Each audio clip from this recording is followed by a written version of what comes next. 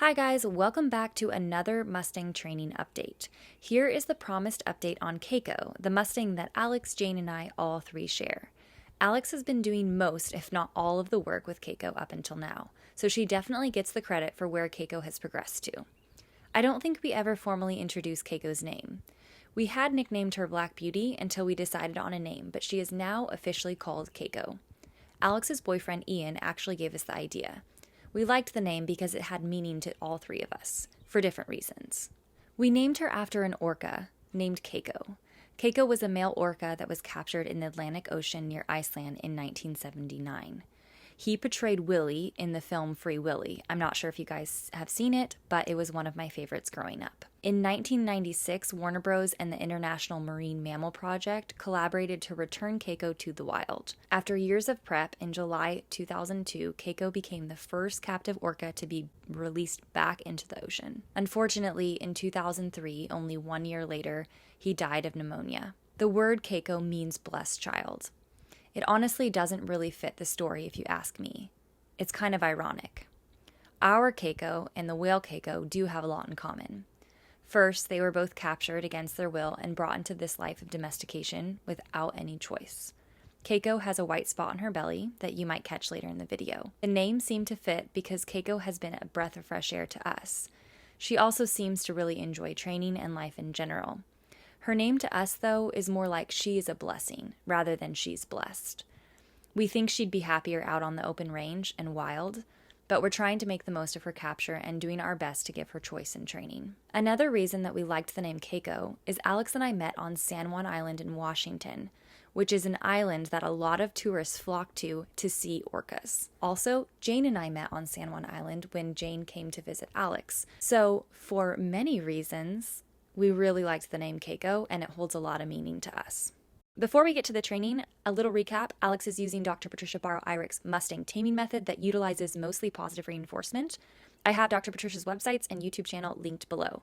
I'd also like to reiterate that none of these videos are tutorials, so if you decide to train using any method seen here, do so at your own risk, and we recommend checking out those links and talking to the creator of the program before you set forth to train this way. Without further ado, let's get to the video. Keikō is still amazing as ever. She is honestly the ideal first Mustang to train. And if I didn't know Marina's journey with her Mustangs or have another one to compare, I would think that anyone who says Mustangs are hard to train just is not accurate.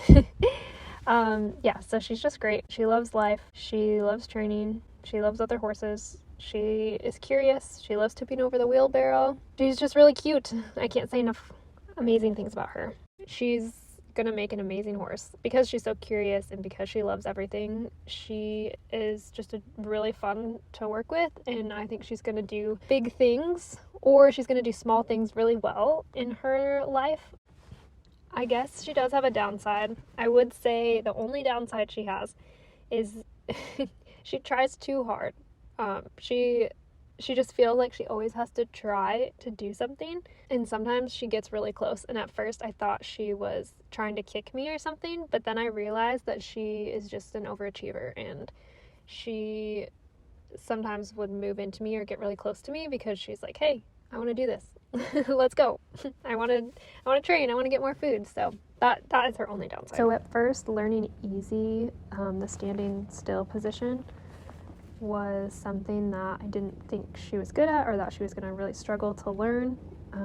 Because she's so highly motivated, she just wants to move her body and just do things, and she didn't really understand the standstill part, but that kind of just fixed itself just by repetition. And now she can tell the difference between leading at liberty, targeting body parts, and standing still at the easy command. And as you can see in the video, she's pretty good at it now. So that's cool that worked itself out. Keikō is currently on task 16 out of 26, which is desensitizing to ropes. So that's what we're working on now, but we kind of had to stop there and jump to, I believe, task 24 it is. And that's working on her feet. So just like the chestnut, we kind of halted other training, and we are focusing on her feet because her feet need to be done as soon as possible. So we've been teaching her in protected contact to give us our feet. And at first she actually struggled with this a lot more than the chestnut. She even tried to kick us a couple times, which is not like her, so we know that that was a really difficult task for her. But now she is doing really well. So at least today she's been doing really well. So hopefully that continues and we can get her feet done soon. Before we switched over to teaching her how to get her feet done, we were working on task 16, and that is desensitization, there we go, to ropes.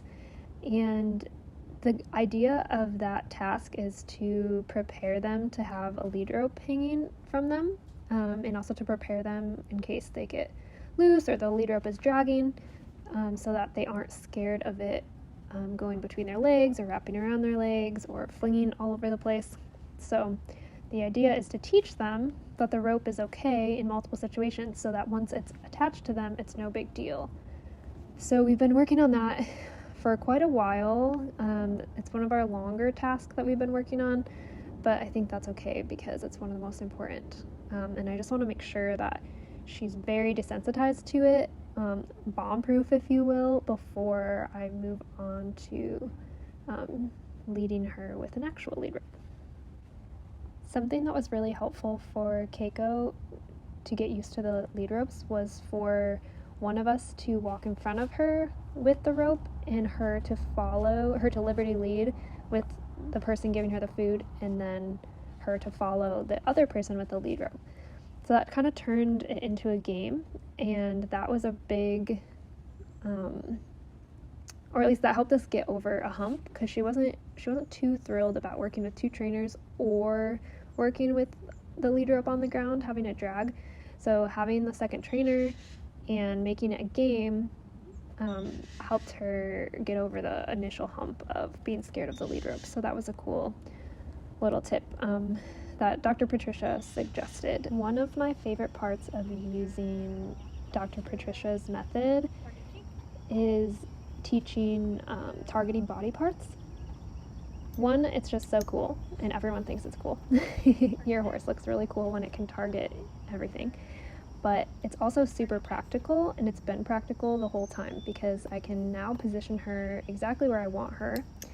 And that's helpful in grooming, it's helpful in working with her through protected contact. I know for sure it's going to be helpful when we start teaching her about the mounting block and moving over. It's also going to be helpful with any lateral work.